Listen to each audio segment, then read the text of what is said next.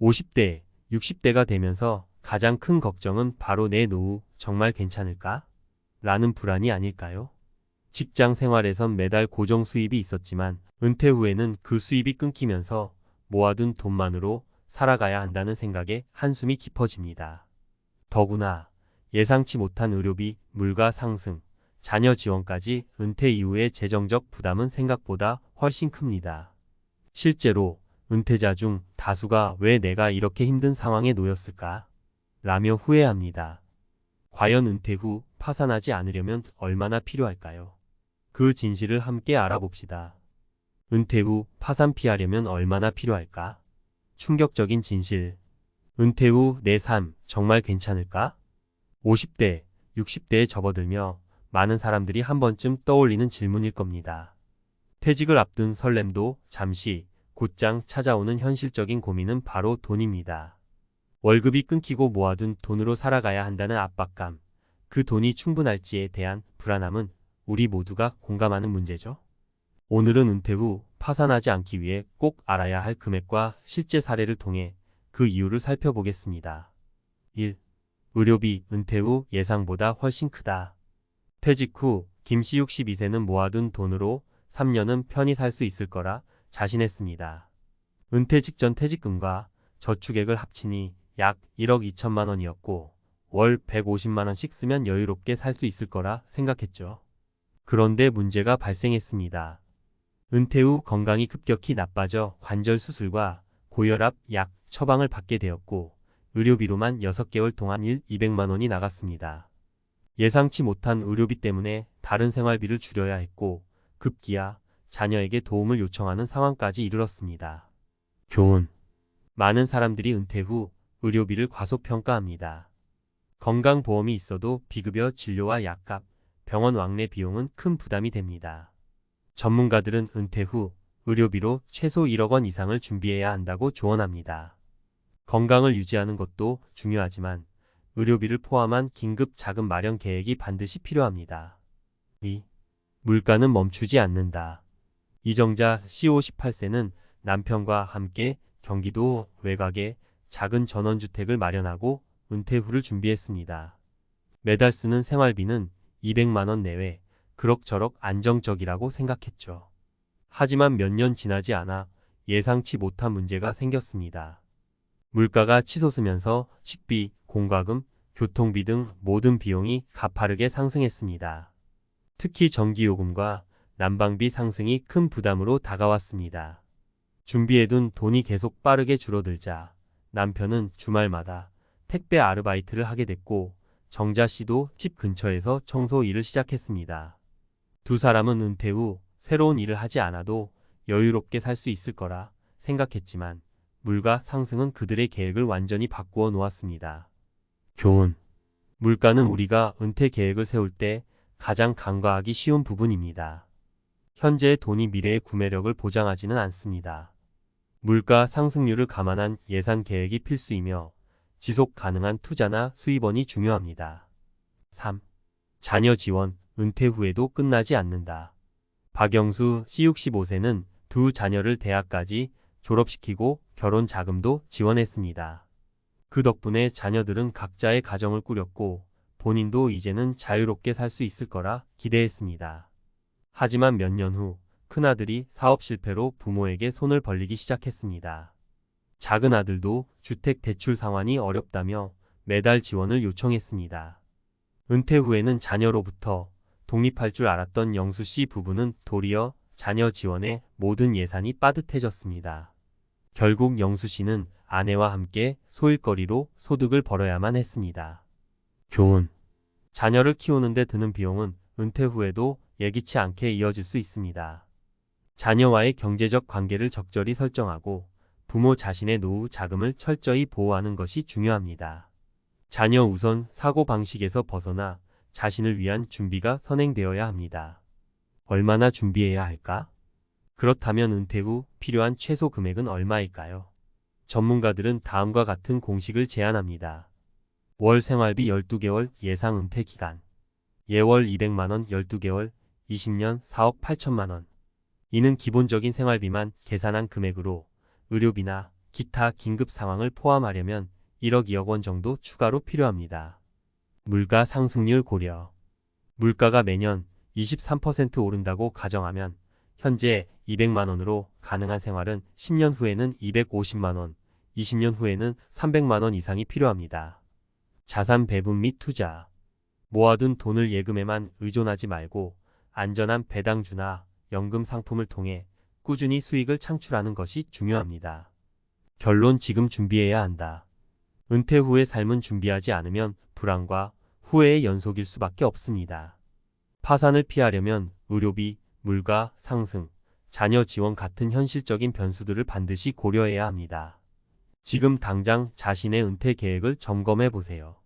내가 예상한 생활비는 현실적인가? 갑작스러운 의료비를 감당할 자금은 마련했는가? 물가 상승에 대비한 수입원을 확보했는가? 은퇴는 단순히 쉬는 시간이 아니라 새로운 삶을 준비하는 과정입니다. 늦었다고 생각할 때가 가장 빠른 때입니다. 오늘 이 글이 여러분의 은퇴 준비에 작은 도움이라도 되었기를 바랍니다. 은퇴 후 파산을 피하려면 전문가가 알려주는 현실적인 전략. 50대, 60대에 접어들며 많은 분들이 공감할 만한 고민은 바로 노후 준비가 정말 충분할까? 라는 불안입니다. 앞서 이야기한 사례들을 통해 은퇴 후의 현실적인 문제들을 살펴봤다면 이제는 실제로 어떻게 대비해야 하는지 알아볼 차례입니다. 오늘은 전문가의 시각에서 은퇴 후 안정적인 삶을 보장할 수 있는 구체적인 전략들을 알려드리겠습니다. 복잡한 경제 환경 속에서도 흔들리지 않고 살아남을 방법들을 하나씩 살펴보겠습니다. 1. 생활비 구조부터 재점검하라. 가장 먼저 해야 할 일은 자신의 생활비 구조를 정확히 파악하는 것입니다. 많은 분들이 은퇴 후에 생활비를 막연히 적게 잡는 실수를 합니다. 하지만 현실은 전혀 다릅니다. 은퇴 후에도 의식주 비용은 꾸준히 발생하고 물가 상승과 건강 문제로 예상보다 많은 돈이 나가게 됩니다. 구체적인 방법. 지출 리스트 작성. 지난 1년간의 지출 내역을 모두 정리해 보세요. 고정비, 주거비, 공과금 등화, 변동비, 식비, 교통비, 취미활동 등을 분류한 후 어느 항목에서 줄일 수 있는지 점검해 봅니다. 소비 습관 점검. 불필요한 지출이 없는지 꼼꼼히 살펴보세요. 예를 들어 매달 사용하는 구독 서비스나 지나치게 비싼 외식비 등을 조정할 수 있습니다. 미래를 대비한 예산 추가, 의료비, 여행비, 자녀 지원 등 예상치 못한 지출을 고려해 여유 자금을 마련해 둡니다. 전문가 팁. 은퇴 후에는 월 생활비의 2030% 정도를 여유 자금으로 설정하는 것이 좋습니다. 갑작스러운 상황에서도 재정을 유지할 수 있는 여유가 있어야 심리적 안정감을 얻을 수 있습니다. 2. 연금과 투자. 지금 바로 점검하라. 은퇴 후 수입의 중심축이 될 연금과 투자를 철저히 점검해야 합니다. 많은 분들이 연금이 은퇴 후 모든 것을 해결해 줄 것이라 착각하지만 실제로는 연금만으로 생활비를 충당하기 어려운 경우가 많습니다. 연금 점검 체크리스트. 국민연금. 현재 예상 수령액을 확인하고 노후 생활비에 얼마나 보탬이 되는지 계산하세요. 국민연금만으로 부족하다면 개인연금이나 퇴직연금 등 다른 옵션을 고민해야 합니다. 퇴직연금. 퇴직금을 일시불로 받기보다는 연금 형태로 받는 것이 안정적입니다. 배당률과 수익률을 꼼꼼히 비교한 후 장기적으로 안전한 운용 방안을 선택하세요. 개인연금. 은퇴 후에도 꾸준한 현금 흐름을 만들어줄 수 있는 개인연금을 준비하세요. 적립금이 적다면 지금이라도 추가 납입을 고려해 보세요. 투자 전략. 은퇴 후에는 공격적인 투자가 아닌 안정적인 배당 투자나 ETF 같은 저위험 상품을 추천합니다. 자산의 30% 이상은 유동성을 유지할 수 있는 현금성 자산으로 보유하는 것이 안전합니다. 전문가 팁. 연금과 투자를 점검할 때는 최소 85세까지는 지속 가능한 수입을 목표로 설정해야 합니다. 은퇴 후에도 수입을 창출할 수 있는 구조를 만드는 것이 핵심입니다. 3. 새로운 소득원을 찾아라. 많은 분들이 은퇴 후에는 일을 하지 않아도 된다고 생각하지만 실제로는 작은 소득원이라도 유지하는 것이 심리적, 경제적으로 큰 도움이 됩니다.